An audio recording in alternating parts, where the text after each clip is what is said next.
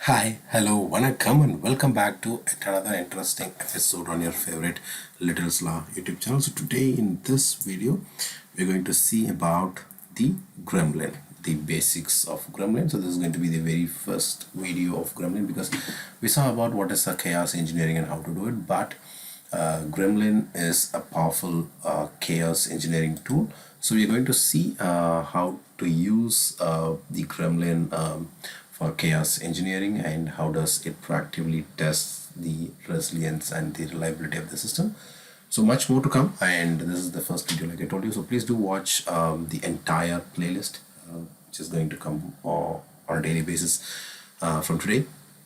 We're going to discuss about many real-time scenarios in it, and that's going to be more interesting as well, and you'll get a lot of information. And apart from that, you might get some interview related questions and answers as well that's been discussed. So please do watch the entire video and comment if you have any comments, any feedbacks is always welcome. And yeah, so with no further delay, let's go to the video. And as I told you, this is going to be the very first episode of the basics of Gremlin. So this is the logo of the Gremlin, the powerful chaos engineering tool.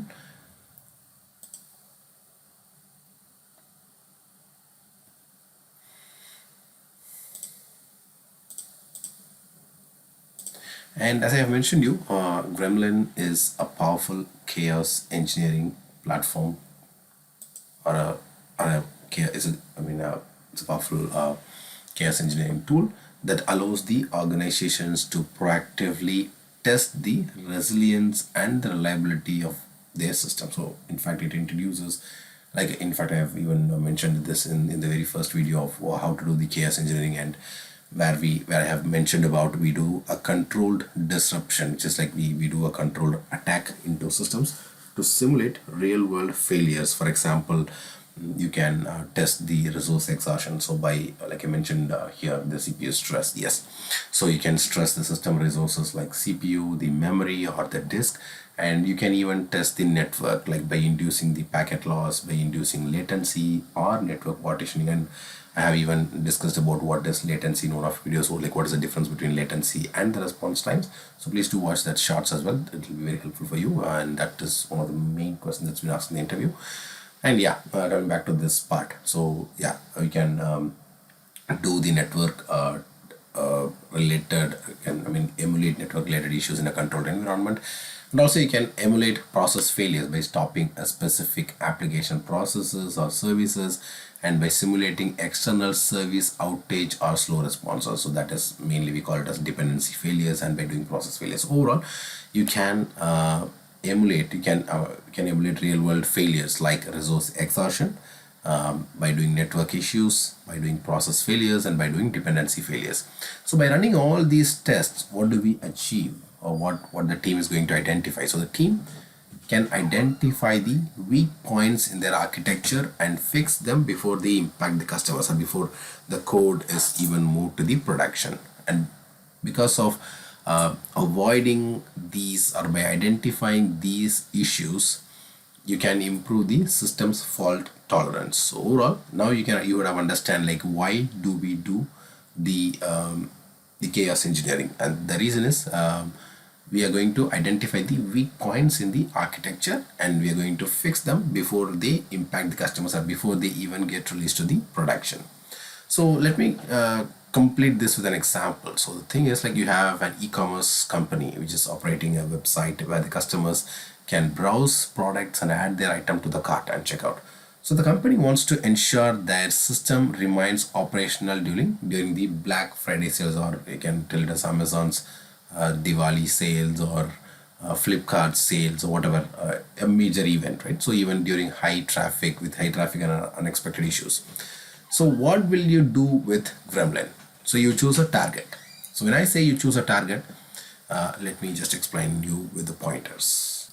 So like I told you, let me explain in steps. So the first step is choosing the target. So when I say choose a target, so you have to select a critical system to test, such as the API, which is handling the product searches. Because as we all know, whenever we log into an e-commerce portal, we used to search for products. And that's the majority of the transactions. Like out of the total 100 transactions, the product search constitutes more than 88% of the transactions in any e-commerce platform website. And then you can also do the checkout service. So after once you search for the item and then you add it to your cart and then finally do the checkout service. So you're going to choose the targets, and that's going to be your first step. And the second step is you're going to simulate the failure. So when I say simulating a failure, you're going to use Gremlin and you're going to introduce the CPU stress. And when I say CPU stress, you're going to overload the checkouts service servers by using a CPU stress attack. And then you're going to do the latency injection, where you're going to add artificial delays to database queries to mimic a slow database.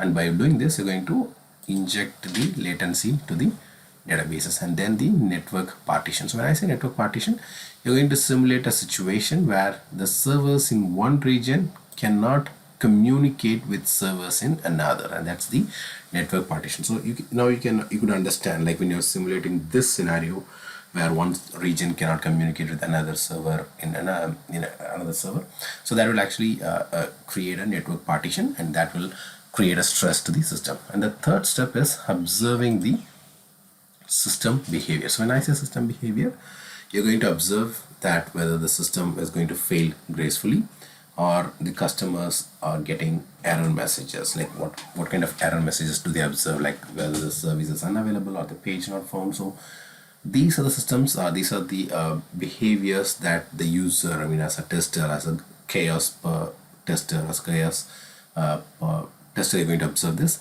And then you're going to also observe whether the website redirect its traffic to a backup system, or it's going to get degraded after its non-critical features to maintain the core functionality. So you have to observe all these. So you're going to observe the systems fail in a graceful manner. You're going to you should see the customers error messages, and also you should check whether the website's redirection is happening properly. And then next comes the fourth step, where we're going to analyze the results. So so far we saw about the first three steps, which is choosing the target and then simulating a failure, and then we do observe the system behavior, and finally the fourth step is the analyzing of the results.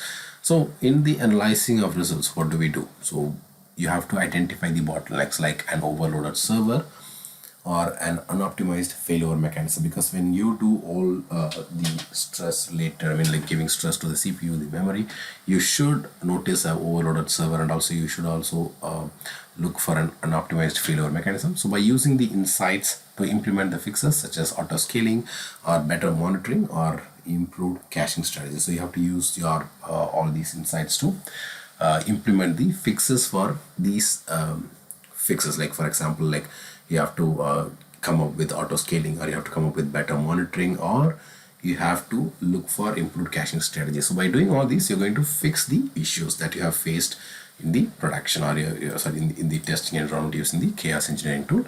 And finally, the step 5, where you're going to rerun the chaos test after applying the fixes to confirm the system's improved resilience. And just to understand, you are going to move this to production. So before you move to production, you have to make sure that none of these errors happen in production. So you have to do this first, and then you have to observe it, and then you have to fix it, and then you have to do a rerun. So this, again, it's similar to all other testing strategies, but still you have to make sure that you rerun the test to make sure that you fixed all the issues before it is moved to the production. And finally, the last one, which is the outcome. So when I say outcome, after multiple Gremlin experiments, the e-commerce website, the one that we are seeing now, will be in a better situation to face the peak day, or the Black Friday, or the Diwali festival day, or whatever the product launch, or whatever it is. So even under the extreme load or partial system failures, the customers should experience minimal disruptions, and also with that amount of minimal disruption, there should be a higher revenue and customer satisfaction, because the more we do this chaos testing, the amount of issues the customers faces will come down. And this process, which so far I have explained you, is a practical example of chaos engineering with Gremlin service serving as a tool to simulate and learn from failures in a controlled environment.